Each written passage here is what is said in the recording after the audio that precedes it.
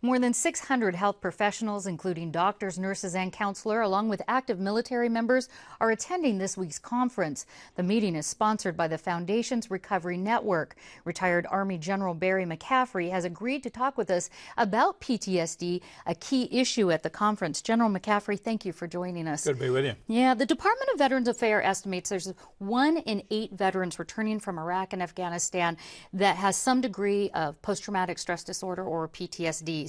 What do you think about these numbers? Are they accurate? And what does it tell us about these new veterans coming home compared to veterans of other wars? Well, you know, it's hard to know the accuracy of our numbers. What we do know is there's 2 million men and women who have served in Iraq and Afghanistan, many of them in intense combat. You know, I sometimes remind people there's 53,000 killed and wounded. And then an additional number coming home that have been encountered other difficulties, PTSD, a new signature problem of this war, traumatic brain injury, TBI, and many of them, maybe 1 out of 4, 1 out of 5, come home with significant alcohol abuse problems. And I think a lot of this is stress-related, away from home. A lot of these troops now have served multiple combat tours, 8, 9, 10 deployments. And encountered some pretty intense situations. So that's what this conference is about. The national experts, what are we going to do to better take care of our veterans? And that just brings me to my next question is, do the multiple tours, does that impact, do you believe that is impacting PTSD and the numbers that we're seeing? Oh, sure. I don't think there's any question about it. You know, we stuck a veteran up on stage in Colorado Springs at a conference I was at a few months back, and he had had 10 combat tours, been wounded twice. So there is a cumulative effect of all this, and never mind the other problems that come along with it, separation from family. You know, I think we have to take into account that not since World War II have we put a very small military through such a long and sort of open-ended responsibility. Certainly very arduous. Now, I have to ask you, is the military doing anything in advance of deployment to screen the troops for PTSD? Well, I think increasingly throughout the war. Remember, it's going on for over a decade now, and we've still got 100,000 troops in combat in Afghanistan, withdrawing on a predictable rate here by 2014. But there is an enhanced recognition on the part of the chain of command that PTSD and stress is a challenge to us, never mind underlying alcohol abuse problems, indiscipline, etc. There's an attempt to train to screen troops before they deploy. You have a baseline to sort of judge when they come back, how are they doing.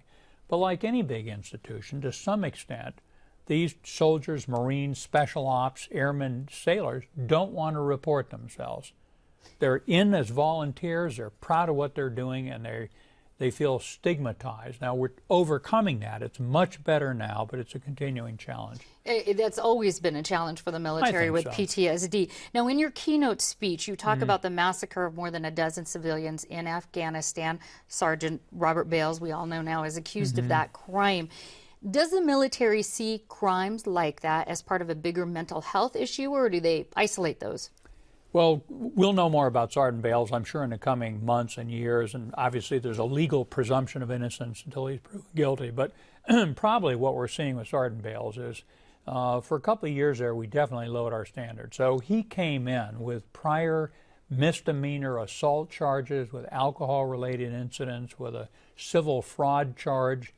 Then we had him on 3 combat tours, and I think what you're going to learn in the coming months of his eventual trial, that was an alcohol-induced rage murder that he was involved in. I mean, it was completely unseen. The Marines that were accused of murders in Haditha were reacting to an immediate attack where one of their buddies had been killed. This was something different. So I think he's a mental health challenge. He's got his own challenge. We only have a couple of seconds left, but if you can tell me in a sentence or two, what is the government doing to address these issues? What can be done? What's coming out of the conference?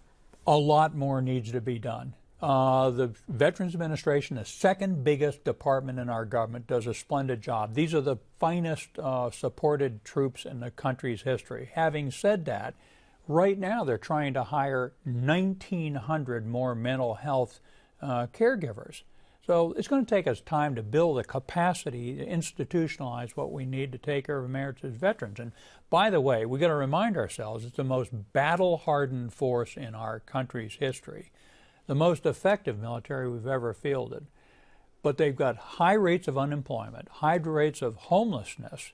We got to do something to better care for America's veterans. A lot of issues. General McCaffrey, Yeah. thank you so much for joining us. Good to be with you.